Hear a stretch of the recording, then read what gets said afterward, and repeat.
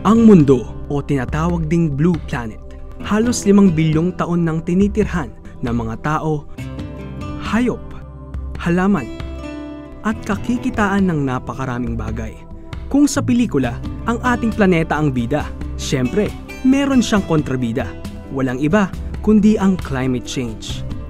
Nakikita ang epekto ng climate change na sabi nga ng iba ay ganti ng kalikasan. Tulad ng pagtaas ng global temperature o unti-unting pag-init ng mundo o ang global warming at pagtaas ng sea level na dahilan ng pagkakaroon ng sunod-sunod na malalakas na bagyo. Yung climate change, nagbabago yan. Nagbabago ang klima dahil sa pag-init ng panahon. Halimbawa sa atin, alam natin, dry tayo pag ganitong buwan. So, ang klima natural na nagbabago. Anong dapat tinitingnan natin pag sinasabing climate change?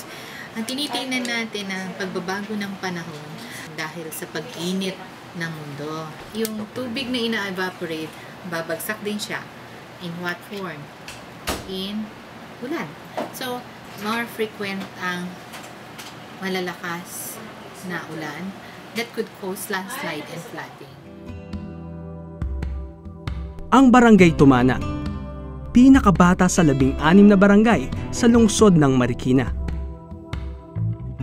Isa rin ito sa 5 may pinakamalaking sukat ng lupain at napakalaki ng populasyon na taon-taon tumataas ang bilang ng mga tao dito. In terms of population, pinakamalaking barangay sa buong District 2 ng Marikina at pangalawa sa pinakamalaking barangay sa buong Marikina. Ito ay binubuo ng humigit kumulang sa 42,000 na population, kulang-kulang 7,000 pamilya. Tinatawag din natin ang migrant barangay, ang Barangay Tumana, sapagkat karamihan ay nagmula sa iba't ibang rehiyon.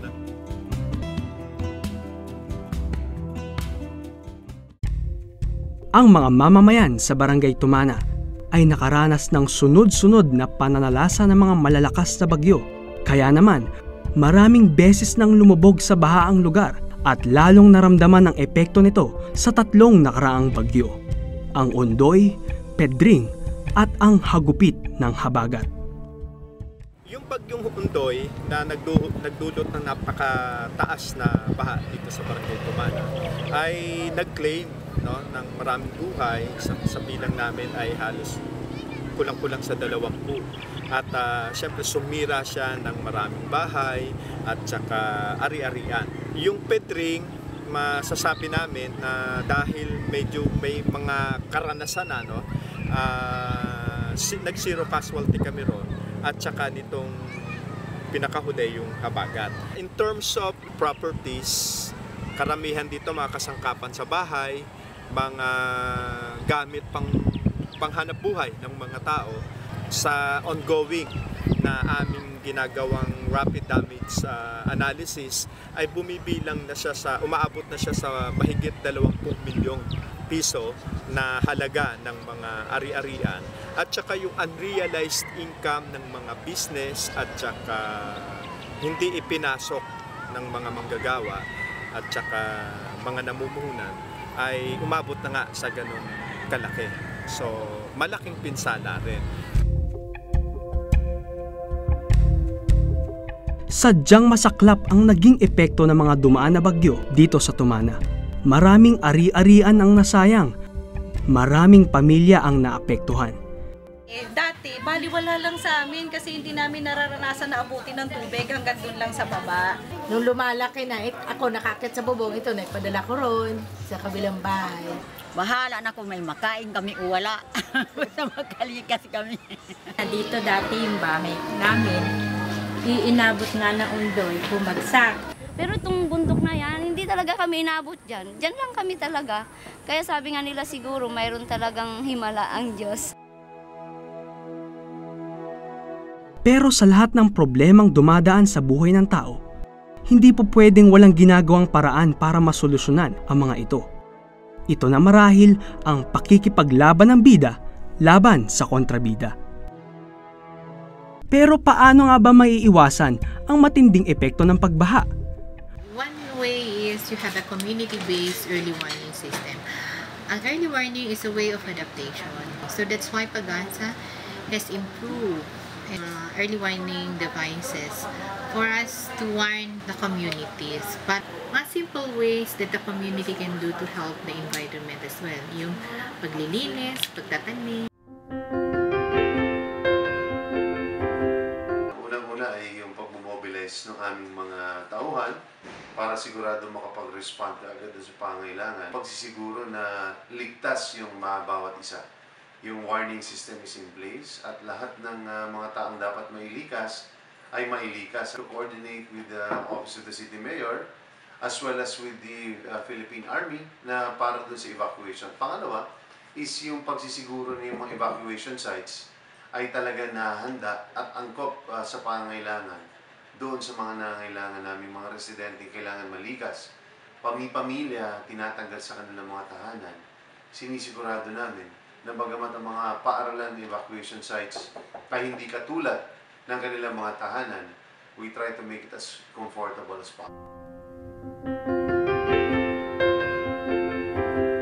Patungkol po sa baha o kaya anumang disaster, ang inyong abang lingkod ay dumulog doon sa Ako Bicol Party List. Mga Bicolano ho yan, nakiusap po tayo, nagmaglaan sila ng 250,000 pesos. Parang magkaroon ng early warning system ang Barangay Tumana. Yung sirena na sinasabi natin, na tuwi-tuwi na pagka ito'y sinisindihan, ay nararamdaman ng Barangay Tumana ang presensya ng mga barangay official ng Tumana at siyempre ng pamahalaan lungsod ng Marikina. Sapagkat ito po yung naguhudyat ng ating paglikas mula sa mababang lugar patungo po sa mga evacuation centers natin. Itong siren na ito, masasabi ko, ay parte ng ating early warning system na naging isa sa mga paraan kung bakit walang napinsala.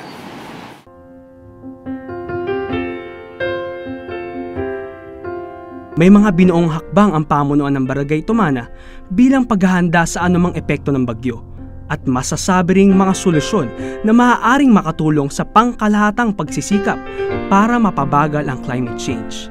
Siguro isa sa mga ipagmamalaki ng Barangay Tumana sa tuwing may dumarating na kalamidad dito ay yung aming mga best practices. At isa kami sa barangay sa Marikina ang merong manual na o isang contingency plans kung saan parating ng bagyo.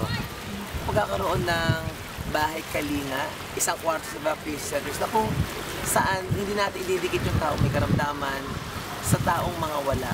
Pagkakaroon ng isang senior citizens area, isang kwarto na kung saan lahat ng senior citizens na hindi na kaya umakyat para at least maging mas okay sila, mas maayos sa pag-ito sa mga senior citizens. Magpapasuso ng mga bata, pag-aalaga ng mga bagong panganak na mga sanggol sa isang kwarto na kung saan sama-sama sa lahat.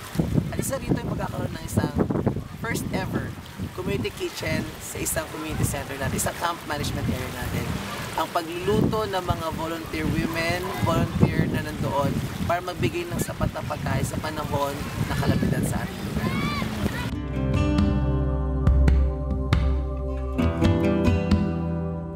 Tinanong namin ang ilan sa mga tao roon para malaman kung may kaalaman sila sa mga proyektong gahanda sa anumang epekto ng bagyo.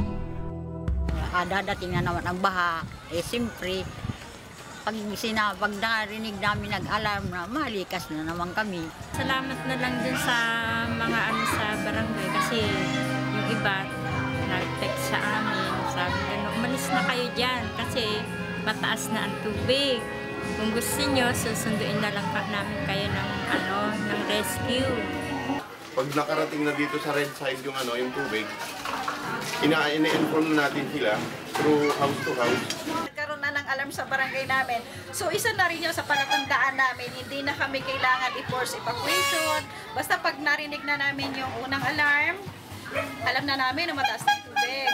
Pangalawang alarm, pangatlong alarm, force evacuation na. Antimano kami na ang nagre-ready. At saka hindi na kailangan kaming palikasin. Automatic talaga, lumilikas na kami. Nakatutuwang isipin na ang isang barangay tulad ng Tumana ay handa sa anumang magiging epekto ng climate change at may kaalaman ng pamayanan tungkol dito. Tiyak na mayroong pagtutulungan ang buong barangay Tumana na magdudulot ng pagkakaisa sa lahat. Sa ating mga kababayan sa barangay Tumana, nandiyan ang ating barangay, siyempre sa pamumuno ni Kapitan Sifred, at sila rin ay kasama natin sa pagbigay natin ng mga assistance. At sila yung unang-una na sa pagtulong dahil sila ay nasa barangay, sila yung malapit sa mga mismong mga kasalanda. Sila yung ating inaayudahan o binibigyan ng tulong. Ganoon din ang ating ang collaboration ng city at ng barangay. So kaya kailangan na alerto tayo.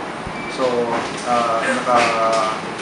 lagi tayo nakaabang, at nakaantabay para sa mga advice ng ating o announcement ng ating barangay at sa nilang pagsabi sa atin na kailangan na natin lumikas o itong gagawin natin sa kanila po tayo susunod agad.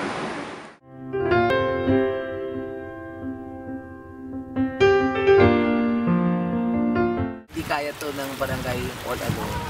Hindi kaya ng barangay mag-isa. Kailangan ng mga tao, ng mga komunidad, mga sakop sa barangay Tumana para lang mas maging effective ang aming damdamin in terms of disaster.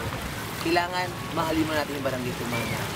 Second year, yung mga bagong dumating kagaya ng Pedring, Habagat, ang naging tagline at sigaw ng barangay Tumana mangarap lang. Sa itong aspeto, sabi ko nga, kailangan hindi tumigil ng barangay Tumana sa mangarap. Sa pangarap na ito, alam natin kaagibat ang disasters o hadlang at sa bawat pagdapa at sa bawat pagbagsak ng ekonomiya at buhay ng bawat tao dito, naniniwala ako, babangon kami at mangangarap para sa bagong Tumana. Sana'y magbunga ang sinimula ng barangay at tumubo ang mabuting hangarin sa iba pang lugar at sana rin sa buong Pilipinas. Pagdating sa pelikula, nagpapabugbog muna ang bida sa kalaban at nananalo sa huli. Pero sa kalagayan ng ating mundo, masyado na ata siyang nabugbog. At baka pag tumagal, maging black planet na ito. Kaya kahit alam na natin na bugbog na ang bida, sana tulungan natin siyang lumaban hanggang sa huli. Ito ang Tumana.